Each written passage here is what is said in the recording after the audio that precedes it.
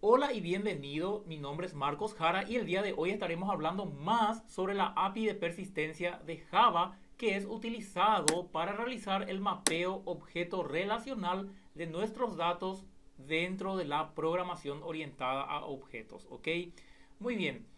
Anteriormente, cuando, digamos, no existían todavía las APIs de persistencia, la forma de realizar la programación o el acceso a los datos de la base de datos era utilizando comandos SQL a través de la librería o a través del controlador o del conector de la propia base de datos. De hecho, esa sigue siendo hoy una de las maneras de conectar las aplicaciones junto con la base de datos, es decir, realizando comandos SQL. Entonces, por ejemplo, si yo tengo aquí una base de datos, bancos que tiene dos atributos, ban código y ban nombre, si yo quiero consultar los datos que yo tengo en esa base de datos antes de la aparición de la API de JPA, yo tendría que hacerlo a través del comando select asterisco from SQL, from bancos, y allí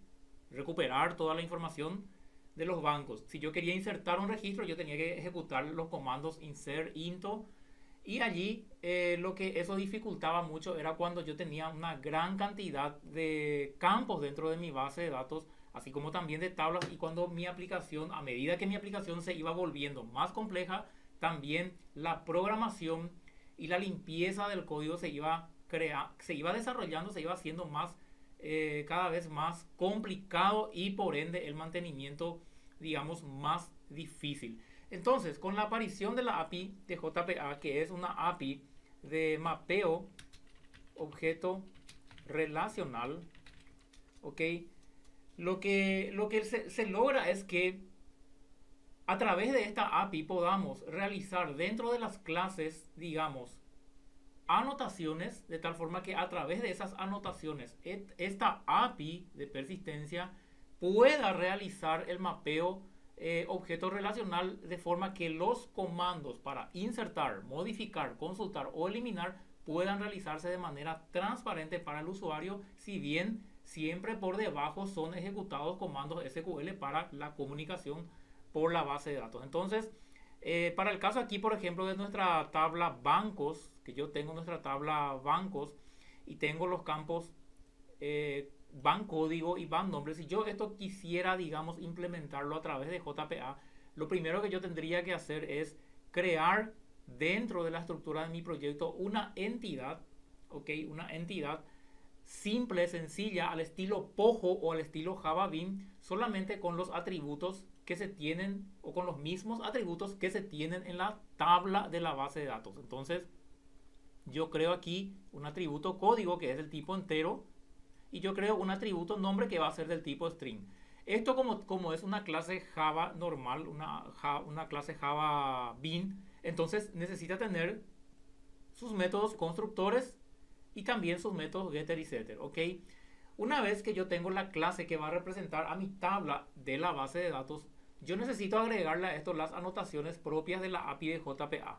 Y esas anotaciones son estas anotaciones arroba entity específicamente y arroba column. Entonces, por ejemplo, con el arroba entity lo que estamos haciendo es indicarle a la API de JPA que esta clase va a estar representando a una tabla en la base de datos. Las configuraciones de la API de persistencia hoy en día ya se realizan todas a través de anotaciones, ¿ok? Se realizan todas a través por anotaciones. Eso hace que nosotros solamente tengamos que definir clases Java Beans dentro de nuestro proyecto y a través de estas anotaciones la propia API se va a encargar de, a través de las anotaciones, conocer cuáles son las operaciones que se tienen que realizar dentro de la base de datos. Y las anotaciones dentro de la API de persistencia, digamos que tiene su propio, las anotaciones tienen sus propios atributos. Por ejemplo, aquí, si yo quiero, por ejemplo, definir exactamente el nombre de mi tabla, entonces yo voy a utilizar el atributo name y le voy a colocar aquí bancos, ¿ok? Entonces esto informa a la API de persistencia que la clase banco va a estar representando a la tabla bancos de la base de datos. ¿Ok? Y así mismo también puedo hacerlo para los otros elementos que se conforman, que están conformados en la base de datos, como por ejemplo los otros campos, las claves primarias, las claves foráneas, la idea es todo lo que yo tengo en la base de datos poder representar de alguna manera dentro también de la clase. Entonces, por ejemplo, un atributo con clave primaria yo estaría representando a través de la anotación @id, ¿ok? Este @id, como podrás ver, es también de la API de persistencia de Java.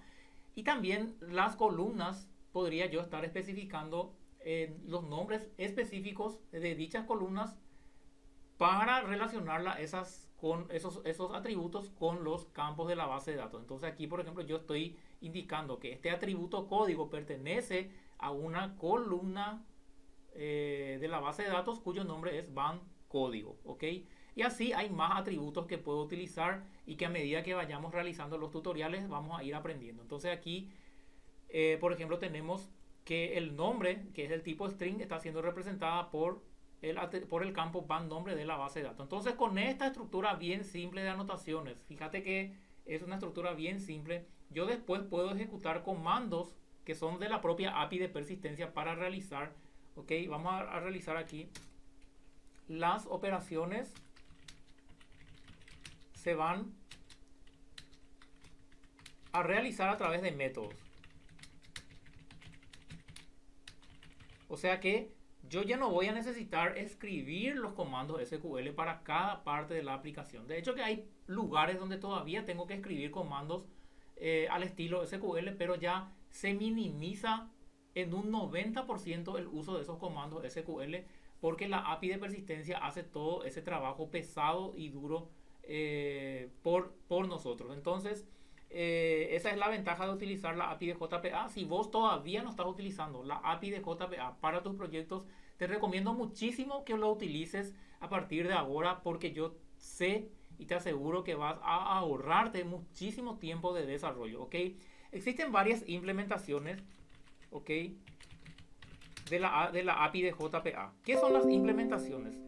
Las implementaciones vendrían a ser las APIs o las librerías específicas que se encargan de cumplir las especificaciones de la API de JPA. Es decir, la API de JPA viene a ser una especificación que define y que declara cuáles son los parámetros a tener en cuenta para la especificación, para la API. Pero esas especificaciones tienen que ser implementadas por un proveedor o por una empresa que quiera diseñar, que quiera crear esa API. Entonces, hoy en día existen varias implementaciones y vos vas a utilizar, por supuesto, aquella que más te conviene y que más se adecua al proyecto que estás ejecutando. Una de las más conocidas es la implementación del Hibernate, ¿ok? Es la más popular y la más utilizada hoy en día, la que provee también la mayor cantidad de funcionalidades.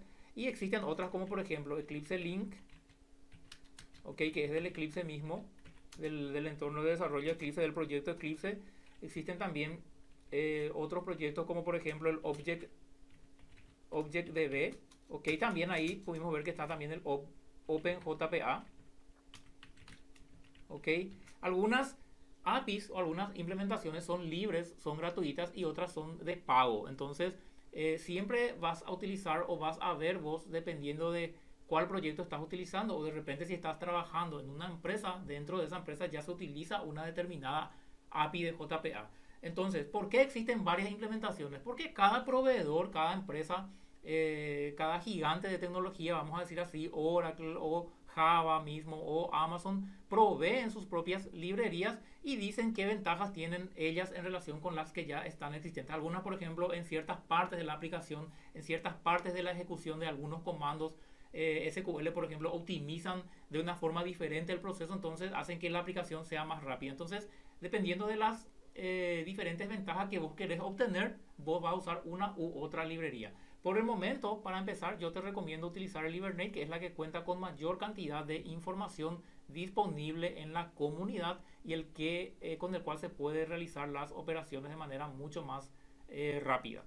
Muy bien, eso es todo. Si te gustó este video, te sugiero que te suscribas al canal y que le des clic a la campanita también. Vamos a ir publicando más videos de este tipo para ir conociendo las diferentes anotaciones que yo puedo ir creando dentro de la API de JPA para definir mis entidades de clases y también cómo ejecutar los comandos SQL a través de métodos ya directamente desde la capa de presentación o desde la capa de servicio, mejor dicho.